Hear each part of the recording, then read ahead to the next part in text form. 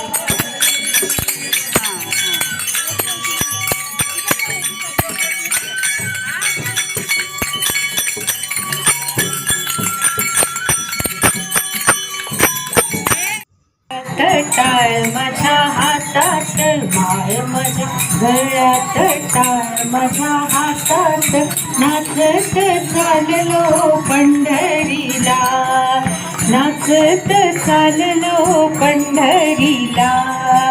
आषाढीचा सोहळा संत झाले गोळा, आषाढीचा सोहळा संत झाले गोळा. विठ्ठलाचे दर्शन घेऊ चला, विठ्ठलाचे दर्शन घेऊ चला. माळ माझ्या गळ्यात, टाळ माझ्या हातात, माळ माझ्या गळ्यात, टाळ माझ्या हातात, नाचत चाललो पंढरीला, नाचत चाललो पंढरीला. वाळवंटी काठी चंद्रभागे स्नान, वाळवंटी काठी चंद्रभागे स्नान. पालखीचा थाट हा पाहू चला, पालखीचा थाट हा पाहू चला.